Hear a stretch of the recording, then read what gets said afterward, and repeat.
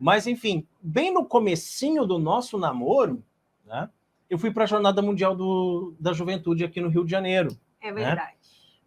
Eu já tinha pago a viagem, já estava com passagem comprada, tudo para mim e para o meu filho.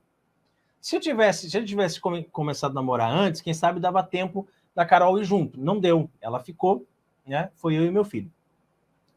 E aí, na Jornada Mundial da Juventude, tem tantos eventos, tem o evento principal, né? Mas tem vários eventos paralelos, e a gente recebeu um folhetinho explicativo que dizia que numa determinada igreja, estava lá o endereço certinho, né? Da Ordem Terceiro do Carmo, né? Teria a missa na época chamava-se forma extraordinária do rito romano. Depois é que o Papa Francisco mudou, e hoje a gente chama de forma antiga, né, do rito romano, tá? Na época, forma extraordinária. Eu falei, meu filho, nós temos que ir lá, porque lá a missa, queria que ele também conhecesse, né, que ele também se apaixonasse como eu. E a gente foi lá, e antes da missa teve uma palestra, tá, para os jovens, né? Eu já não era mais jovem, mas eu estava ali levando o meu filho que era jovem, né?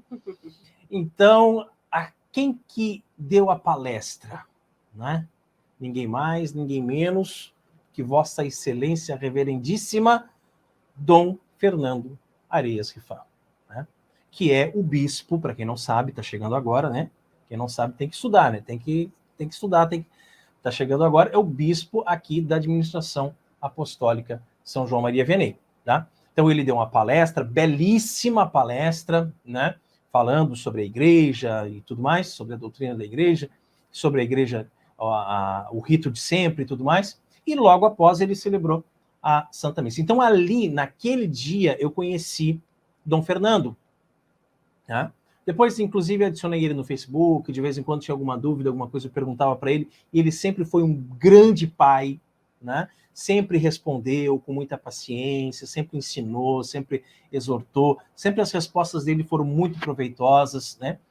Mas, enfim, ali que eu fui descobrir que existia a administração apostólica, tá? Ali que eu fui descobrir que existia um lugar no Brasil onde não houve uma interrupção por causa do Concílio Vaticano II, onde a missa não parou. Você consegue entender o que é isso? Aquela missa antiga, a missa de sempre, que ela foi indo, aí teve o concílio, ela continuou, aí eles fizeram a reforma litúrgica, um novo missal, e simplesmente as dioceses disseram assim, chega! Agora não se celebra mais essa missa antiga, agora todo padre é obrigado a celebrar a missa nova. Isso aconteceu no Brasil inteiro, no mundo inteiro. Só que aqui, graças, né, a Dom Castro Maia, né, o Leão de Campos, né, que não foi canonizado ainda, mas certamente é um grande santo, né, ele, com todo jeitinho, com todo jogo de cintura, porque ele participou do concílio, né, ele foi um dos padrinhos conciliares, né, então, com todo o jogo de cintura, ele não implementou a missa nova assim imediatamente aqui. Depois, alguns padres começaram a celebrar a missa nova, mas ele ficou com um grupo, né, celebrando a missa tradicional. A gente também pode fazer uma outra live explicando, contando a história da administração apostólica, não é o caso hoje. Mas só para vocês entenderem que aqui a missa nova não entrou, né? Foi criada a administração apostólica anos mais tarde, né, depois por São João Paulo II. E não só os padres, né, mas as pessoas, né, a comunidade, as famílias que daí acompanharam esses padres, né, que fundaram a União Sacerdotal, Isso. Né?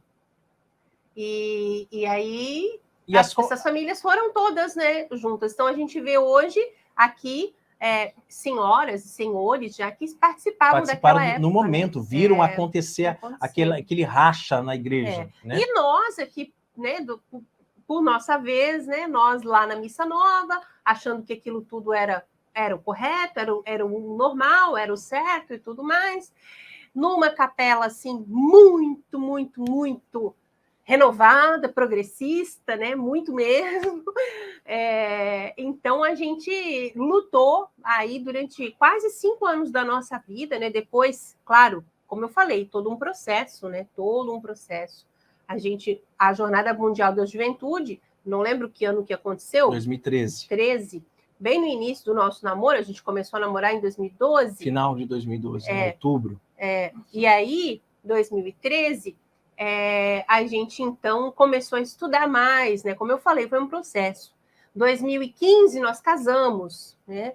E aí, depois do nosso casamento, então a gente continuou sempre estudando, né? Sempre estudando. É bom lembrar que nesse processo de estudo nós fundamos o apostolado Cooperadores da Verdade, né, que hoje está sob a administração do Peter Martins. Então, o Cooperadores da Verdade nos ajudou bastante também nesses estudos e também a passar para as pessoas as coisas sobre os abusos litúrgicos, sobre a teologia da libertação, sobre uma série de erros que estavam acontecendo na liturgia da igreja. Porque uma coisa é certa: se um sacerdote católico pegar o missal de Paulo VI e celebrar dignamente, seguindo direitinho as rubricas, todos os gestos, todas as falas, tudo direitinho, nós teremos aí uma missa bem celebrada, porque nós não somos contra a missa nova, isso tem que ficar muito claro aqui, né? Missa nova é válida, é lícita, é a missa da igreja.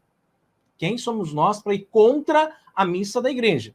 Né? Isso é importante. Então, quando ela é bem celebradinha, como acontece, por exemplo, nos arautos, é uma missa bem celebradinha, e tem muitos sacerdotes piedosos espalhados por esse Brasilzão de meu Deus, que celebram ali certinho. O padre Paulo Ricardo costuma dizer que o sacerdote ele tem que fazer um esforço, assim, quase que sobrenatural, para que ele celebrando ali, olhando para o povo, né? Porque a missa nova é versus populum, né? A missa antiga é versus Deum, é voltada para Deus, né? Ou de costa para o povo, como você preferir. Ele tem que fazer um esforço muito grande para conseguir rezar. Mas tem padre que consegue, faz esse esforço, consegue rezar, é uma missa bem celebrada, bem bonita. Mas o que acontece, infelizmente? Que isso aí é 0,5% só. 0,5% dos padres rezam assim. O resto, né, é oba-oba, é invencionismo, é pirotécnicas, povo, né? É malabarismos, é coisa arada, é o Santíssimo entrando num drone dentro da igreja, né? É padre entrando a cavalo dentro da igreja, né? É missa afro, missa baiana, missa gaúcha, gente, né? Que ao invés de pão e vinho ofertar churrasco e chimarrão, sabe? Coisas assim absurdas acontecem na missa nova. Havia abusos na missa antiga? Havia, mas muito menos, né? E todas as comunidades que a gente conhece que celebram a missa antiga, celebram muito bem celebrado, com todas as rubricas, com todos os gestos, sem nenhum tipo de abuso.